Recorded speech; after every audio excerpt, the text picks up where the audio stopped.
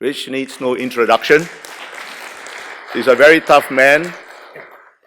The proof of this is he has known me for 40 years and he still comes to Singapore. Thank you, Ambassador Bilahari, and good morning. I'm very impressed that after a 4-day weekend, so many of you can find the wherewithal to get in here this early this morning, so it speaks well of Singapore. Happy 54th birthday.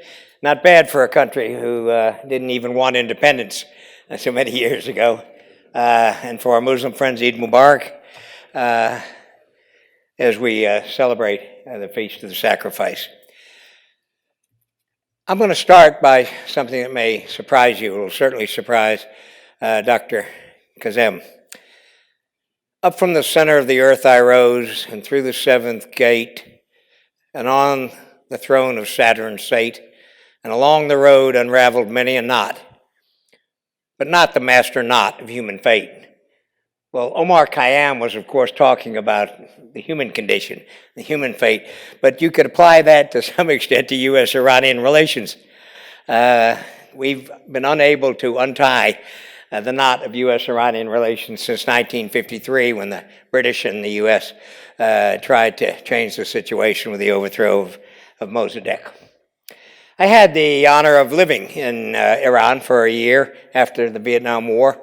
I was the Naval and Special Forces advisor. Traveled throughout the country, had quite a time. And you know, I found Iranian people to be enormously generous, kind, courteous, educated. But there was something that was bothering me. And it took me some time to realize what it was. I was in Iran in 1976, went to the celebration of Persepolis. It was a sound and light show. I'd never seen one, so I was quite taken with it. And I finally realized what had gotten my attention, was clicking in the back of my mind about our Persian friends. And that was that as I stood there, just in awe of this sound and light show, I was thinking of 2,500 years ago, and Cyrus and Darius and all of that, and what was the magnificence of the empire at that time. And I came to the realization that our Persian friends had that in the forefront of their mind.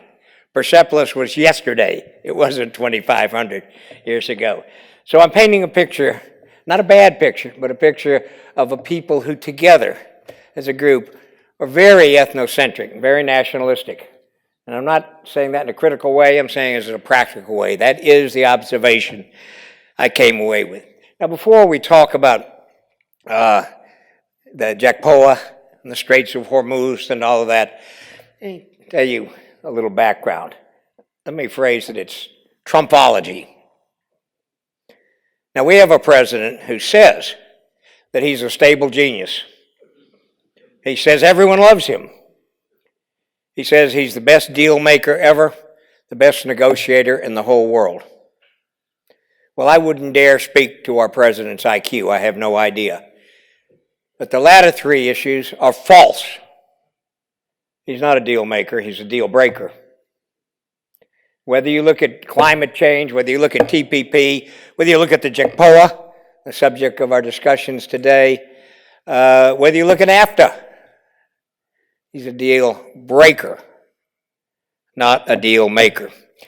Now, why did the U.S. leave JCPOA? There are two reasons. The first reason is because it was negotiated by President Obama. And anything Mr. Obama touches, our president cannot stand. So that's the first reason, as silly as that may sound to you. And the other reason is, to some extent, we have subcontracted our Middle East policy to Saudi Arabia. This is a fact. And when you talk to the Saudis, as I do quite often in the Middle East, the fact of the matter is you cannot go an hour without hearing the phrase, "You must cut off the head of the snake," which means you must do something about Iran. It is a constant refrain. Now, I want everyone to calm down a little bit, notwithstanding the title of the discussion, are we on a collision course? Well, to some extent, as I started off, we've been on a collision course since 1953. But both sides have been able, in large part, to restrain ourselves. we have gotten through very difficult issues, whether it was the 1953 coup, whether it was the 1979 hostage-taking of our diplomats, whether it was the embassy bombings in Beirut or some terrorism throughout the 80s, whether it was Operation Earnest Will in the 90s. We've gotten through it relatively well without escalating. We had problems, but people on both sides, that's the U.S. and Iran, were able to moderate and ameliorate these problems. So I think the first thing we need to do is take a deep breath. Don't get so excited. We're not on the verge of war. Our military commanders, they will say publicly, they don't want this. They'll do what they have to do. They'll protect our interests, but they don't want this. Now, a caution. You can't view, or you shouldn't view, may I say, U.S.-Iranian relationship without having it in the context of the broader issues in the Middle East. And in a very real way, Iran is involved in many of these issues. I'll go through a few of them. Certainly in Iraq, from Baghdad south is certainly largely influenced, if not enormously influenced by Iraq. Baghdad north, there's still a discussion. The Yemen situation, the Houthis are supported by Iran. The UAE and Saudi Arabia, backed by the United States, has opposed this. This situation is changing almost daily as the UAE seems to be somewhat backing a little bit away from the Saudi-led coalition. They also are seen to be backing a little bit away from being as rigorous in their conversations about the need to punish Iran. I think they got a little frightened. Things were going a little too fast for them, so they slowed down a bit. Saudi Arabia itself is not without its problems, as the young Crown Prince, Mohammed bin Salman, is further and further consolidating his position in the kingdom.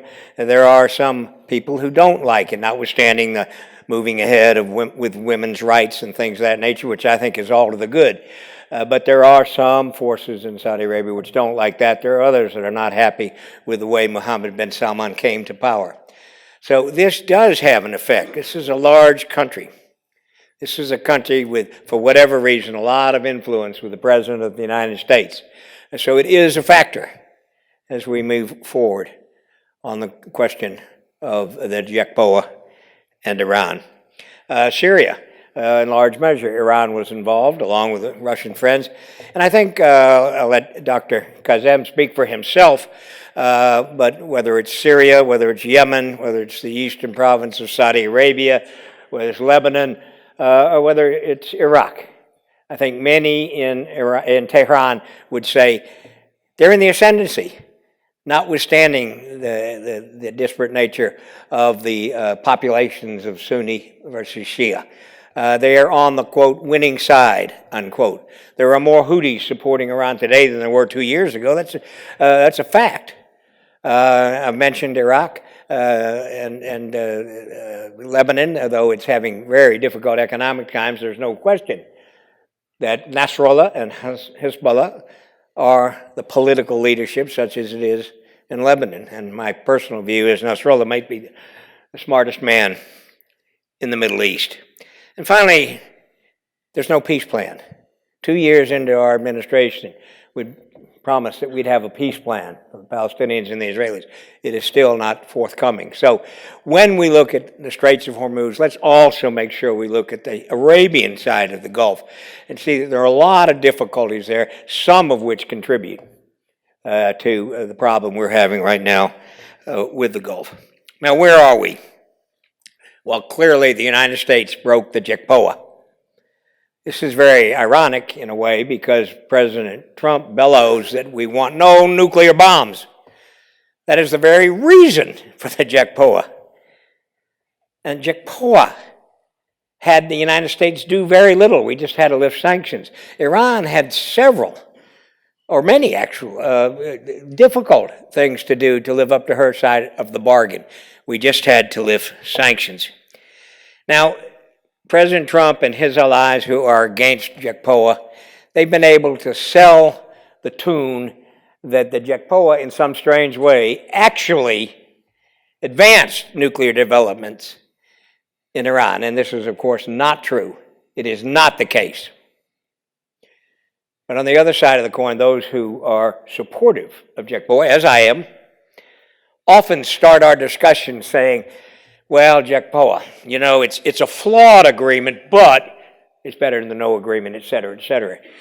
Well, of course it's a flawed, it's an agreement. By definition, a negotiation. By definition, it's not getting 100%. Diplomacy is not getting all your goals at the same time, or achieving all your goals at the same time. Diplomacy is about satisfaction, not maximization. So I think we often forget that. No deal ever is perfect, but an imperfect deal is still better than no deal. Just witness the DPRK today. That's all you have to do. Now, we're in the process right now of calling for a party. We want a party in the Gulf called a coalition. We originally called this Operation Sentinel. It's been changed now to something called the International Maritime Security Construct. I can say it, I just don't know what it means. I think at the end of the day, the United States and a few others, Britain, Korea, will probably be escorting our vessels, but I think other nations will escort their vessels for their own reasons and not be part of this coalition. Our own Secretary of Defense in Asia last week said he understood perfectly why countries in the region don't want to be seen as taking one side or another. And if the Secretary of Defense of the United States can say that, who am I to gainsay it? I think he was absolutely correct. The Iranian position is very easy to understand. As I understand it, having from time to time talked to Iranians, their view is if their oil can't get out of the Straits of Hormuz, then why should people on the other side of the Gulf's oil be able to get out of the Straits of Hormuz? Makes pretty good sense. This is all, though, not to say that from the U.S. point of view, we don't have grievances with Iran. We do. We think that the hostility from the leadership of Iran is unrelenting against us and against Israel. This hostility of the leadership has not helped the atmosphere. We worry about development of conventional arms. We worry about threats to shipping, possible proliferation. We do worry about the ability of Iranians to exploit fissures in the Arab world, and they do this quite effectively. We still have concerns about terrorism, and we are worried about the mistreatment of American detainees in Iran. Any and all of these can be worked on individually by clear-minded, clear-thinking people. So where do we go from here? Well, I don't have a crystal ball. Maybe Dr. Kazem can inform us. Maybe your crystal ball is clearer than mine. But I know one thing. We're not going to get any help from the UN Security Council. Look at the lineup. Think about it. UN Security Council. Trump, Putin, Xi, Bojo in Great Britain, and Macron. In the United States, people want to have fun, say, look at that lineup of the UN Security Council. The smallest ego in the room is French. Now, now that's a first. So, and just think about it. We, all men and women of the world, we've been around a bit. We've seen all kinds of leadership. We've seen tyrants, and we've seen thugs. We've seen enlightened educators. We've seen great politicians. We've seen military officers who lead their countries. We've had 6 of our presidents have been generals, for heaven's sakes. We're used to all of those things. But one thing we've never seen before, and that is a major country, a nuclear country that is led by an trained career intelligence officer, the Russian Federation. So we're not getting any help from the UN Security Council. One thing that would help is if the United States would be a little smarter in our language, rather than calling out the nation of Iran is troublesome. If you have a problem with an individual, name the individual. If you don't like the leadership, name. If it's Mr. Rouhani, name it. But don't blame the whole nation. You know, in the United States, this will come as a surprise to you. We have an estimated 4 to 5 million citizens of Iranian descent. I was saying you can't cross the street in Los Angeles without running into an Iranian American. And we're richly benefiting from that. The next thing that I think the United States needs to do, and all of us needs to do, is realize that a flawed JCPOA is certainly better than the worst case. Right now, for the last several weeks, we haven't been knocking each other's drones down. There's been relative quiet. I think it's a time for reflection, a time to try to figure out what's next. You should never embark upon a path, in my view, without having Plan B already in mind. Or out, if you don't know where you want to go, all roads lead there. And that seems to be the position the United States was with JCPOA. So what's the end game? What's the end route? No one's thought it through. There are some who say they want the end of the Iranian regime, like Mr. Bolton and others. There are others like our president. That is not his aim. In fact, I've been pretty critical of him. I am very critical of our president, but I do not think he wants to commit military force. I do not think he wants another war in the Middle East. I think he's leaning over backwards not to have it, but he's gotten down a path of certain ways and doesn't know how to back away from it. We need to be very careful about secondary sanctions.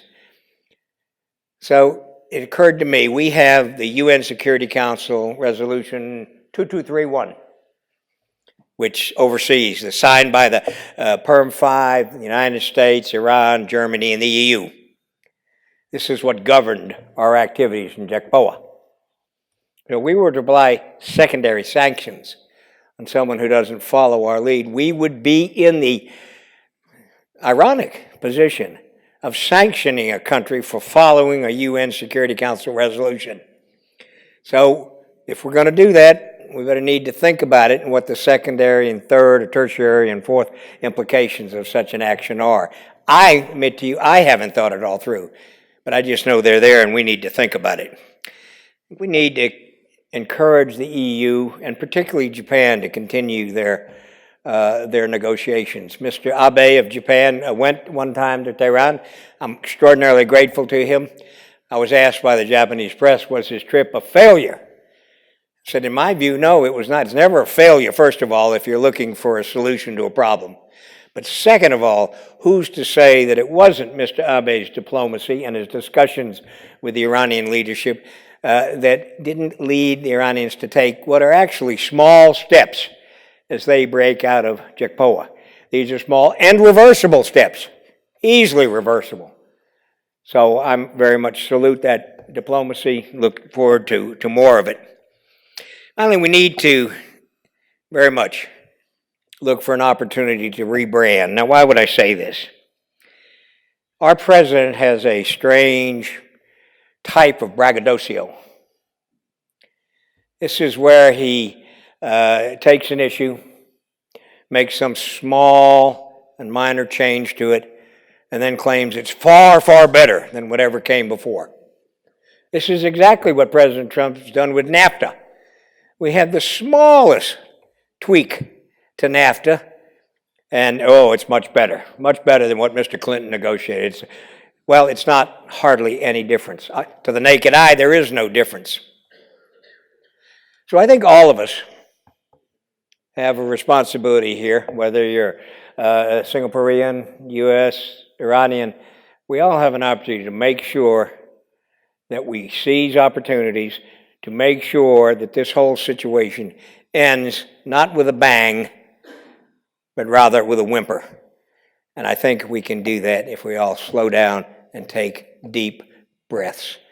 So, Ambassador Billy Hari, I think I'm supposed to answer questions or attempt to answer questions, and I shall do so.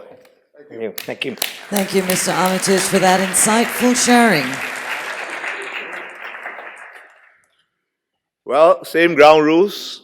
We have about 10 minutes. So who will be the first? And then you, Tommy. Please identify yourself. Reza Alverdi, I'm an Iranian. Yes. Reza Alverdi, I'm an Iranian living in Singapore. Mr. Armitage, we got the message from you that you are vocal about your criticism of President Trump. That's appreciated. But in the Republican Party, we believe that the United States, you should have a system to communicate the irreversible impact of sanctions on Iran to the OFAC, to the colleagues in US Treasury. What system do you have? What means of communication? What channels? What leverages do you have to send a message to your colleagues and to those forces or to those imposers or architects of sanctions that some of these measures and some of the damage will not be undone even after Trump? You see, today, as an Iranian, whatever you do from morning till evening is defiance and breaking of sanctions. Whether you are going downtown Tehran to buy Alzheimer's medication for your grandma, you are breaking sanctions, you're violating sanctions. You are doing the admission papers of your daughter to go and study nuclear engineering in college, you're in defiance of sanctions. Whatever you do as an Iranian, you so much pay for your water bills. You're paying an IRGC affiliated company that is listed as a terrorist organization. So damage is done and people will become indifferent for generations. What is the message that you, okay, I got the message that you say that Trump, Bannon, Kushner, this is incommunicable, the ears are tagged to, okay. But you must have a system in other layers of Republican Party. Okay, I think we got the point because, you know, we got Yes. with other people have questions. Tommy, we'll take 2 questions and then you answer, okay? Rich, very happy to see you in Singapore. My question is, how can you be so confident that there will be no war between the United States and Iran when you said at the same time that President Trump has outsourced his Middle East policy to Saudi Arabia? And I would add, and Israel. I think President Trump has outsourced his Middle East policy to Saudi Arabia and Israel. And if I'm not wrong, both Saudi Arabia and Israel would like to see a war between the United States and Iran. Okay. It's on.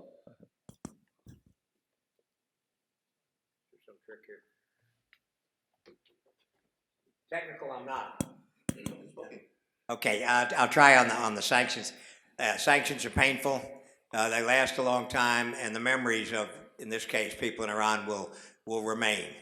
My personal view is, even as we had sanctions on Iraq from 1991 to 2001, at 2001, 2 years before we went to war, we actually changed the sanctions to make them more fitting for leadership in Iraq and less painful for the population, particularly children, medical, things of that nature.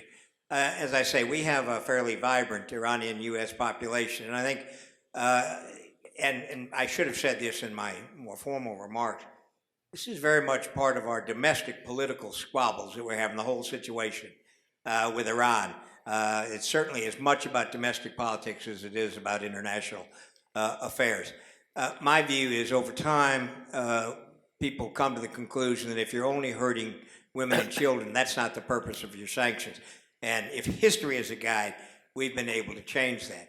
My personal view, and don't get me wrong, I'm not pro-Iran on this. I think Iran has had some difficulties. They have difficulties with their own people, but that's something for Iranians to decide, not for outside influences to decide. Tommy, it's also good to see you.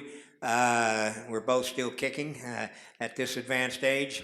Let me say, can I be confident that we're not going to have war? No, I'm not confident. When you've got that much angry iron floating around in a relatively small space, the Straits of Hormuz, for instance, are 21 to 60 miles wide, but that belies the fact that the channels in them are much narrower. So that's a pretty narrow place, and there always can be an accident. But I think some things are changing. I'll give you an example. We had a situation at the beginning of this, quote, crisis, unquote, where limpet mines or some sort of mines were put on some tankers. Actually, also on a Japanese tanker at the time. Mr. Abe was there. Who did this? Well, nobody knows. Now, the Saudis would say the Iranians did it. The UAE wouldn't pronounce themselves because it could have been a false flag operation. It could have been a rogue element in Iran. It could have been any number of things. Clearly, those mines were not meant to sink the boats, the ships, or to injure people. They were meant, I think, by whomever, to send a message.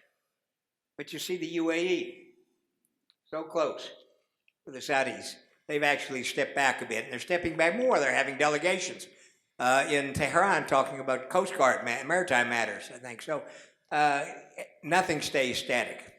And the job, I think, of diplomats, of which I obviously am not one, I've proven to you this morning, is to seize the opportunities when they present themselves. Thank you. Hitoshi? And then, yeah. Thanks very much. Hitoshi Tanaka from Japan. I know that you are the greatest friend of Japan, and you have been helping me personally and also Japan to strengthen the US-Japan alliance. On that account, you know that we are in a deep dilemma regarding the question of the coalition of willing for the escorting. What do you think we should be doing? Clearly, this project will intensify tension in the region, and we wouldn't like to see the military conflict there because we are depending upon Middle East oil, 80% of it. Therefore, but at the same time, we want to be a great ally of the United States. What is your advice to the Japanese government on this question? Anthony, why don't you take your question and we'll, Yes. because we have another two people lined up. Sir Richard, well, this is knighted by Her Majesty the Queen, Sir Richard. Great miscarriage of justice, I know, but I have a question about your gazing on the future ball, and you try to escape it, but you run the Project 2049, which is what we see ourselves in the middle of the 21st century. So, and you have been running it for about a dozen years.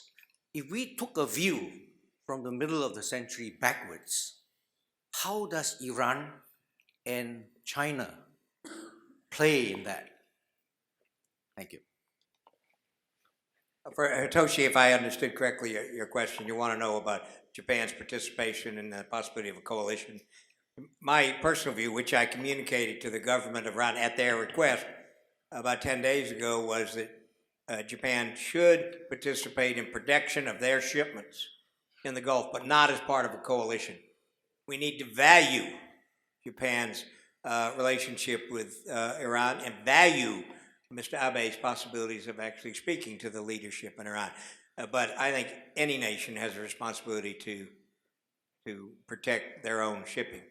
On the question of what the middle of the century will bring and what will what will China and Iran look like? Well, by the middle of the century, actually, Persian population of Iran, I think, will be closer to about even with others, the Kurds and Azeris and Baluch who live in Iran. She'll still occupy the same land, she'll still have the same resources, she'll still have the same smart people, and she'll still have terrain that nobody wants to invade at all. On China, I think it's a more mixed picture. From China's point of view, they're convinced the United States is leaving Asia. They don't know at what pace or what speed, but they're convinced of that. At the same time, they've got their own enormous struggles. They've got their struggles with aging, just as we all do. They're aging quite fast. They're bordered by India, which is going to be more populous, has a speckled history with China, has a very populist leadership right now, and I'm sure populism will stay as a part of India politics for quite a while. So I think that China by the middle of the century will be somewhat diminished She will not have reached her goal of surpassing the United States in GDP. I don't think. I wish China no ill, but I think it's just a fact. The Project 2049 to which you refer refers to 1949 when the KMT came ashore in Taiwan. And this is a think tank that's dedicated to trying to do what we can do to sort of assist the future of Taiwan so that the people of Taiwan can make their own decisions about what kind of governance, government, economy they want, free from outside interference. Okay, gentleman there, and then Mr. Shikata, and then I think we'll have to wrap this session up. Hi. Sir. Hello, my name. Can you hear me? Yeah. Yeah. Okay. My name is Leon. You got to Musavi. speak up loud. I've only got one ear. Okay, sure. My name is Leon Musavi. I'm from the University of Liverpool. I'm based here in Singapore. Okay, so I wanted to say that the US and Iran on a collision course. I really hope that's not the case because there's been enough war in the Middle East. There's been enough loss of life in the Middle East. Unfortunately, in recent years, not just hundreds of thousands, but probably more than millions have died from wars. And if there is a war with Iran or in Iran, it's only going to lead to the loss of, again, hundreds of thousands, maybe millions of civilian lives. So I think there's many people in this room, I think, who have a lot of influence. I really hope that the people here will be working tirelessly to prevent war, because war is never a good thing. But the point I wanted to make, or the question that I'd like to ask you to see your thoughts, is with regards to the news media, because you gave the impression that Donald Trump and his administration are responsible for ramping up the rhetoric and for creating like a volatile situation. And I'm not disagreeing with that, but I also feel as though the news media are playing and do play a massive role when it comes to the potential for conflict, because it seems to me, and I would like to see if you agree with this, but it seems to me that some sections of the news media are salivating at the prospect of war, because for them, it's another story to tell. It's another way of providing the type of entertainment that some sections of the news media want to provide. And so I feel as though, as well as talking about the political agendas of different groups, we also need to raise questions about how can the media report the conflicts and the disagreements in a responsible way so that they don't sensationalize issues and cause a conflict or... Okay, thank you. We got the point. Okay. There's one more question. We have to wrap this up. Shikata-san. Thank you, Ambassadors, and thank you very much, Your Excellency. Let me ask about influence on Asia. I'm afraid security in Asia has been turning very volatile due to repeated launch of North Korean missiles and the growing tension between China and Taiwan and so on. Should the war break out in the Middle East, I'm afraid it would de-escalate, it could destabilize the situation in Asia. I'm just wondering how serious are hardliners in US, such as Mr. Bolton, about the possible impact on Asia. I also appreciate you pointed out that the Prime Minister Abe's visit to Iran is a small step. And also Prime Minister Abe has a very good relationship with Mr. Trump. And I hope that he can keep contact with both US and Iran and make a little contribution to de-escalate the tension in the Middle East. So may I understand that we should continue our efforts between Iran and the US in the same manner? Thank you very much. Thank you. To the gentleman from University of Liverpool, look, 6 years of my life was at war. I know all about it. I couldn't agree with you more. But on the question of the news media, it's back at you. If you just listen to that media which reflects the points of view you already hold, you're wrong. I think it's important for all of us to expand our access to media and look at all sides of the question, whether we agree with it or not. To read not just one newspaper in the morning, but 4 or 5, which frankly I do. So the question of media or fake news or media ramping it up, we understand this is a business, but there are all points of view reflected in all of our medias right now, and it's up to us to make sure we get all points of view before we make our own individual decision on where we come down on something. On the question of stability in Asia and the possibility of war, and is Mr. Bolton serious? I believe Mr. Bolton is serious. I also believe that Mr. Trump likes to have Bolton around, as he says in his words, it gives him leverage.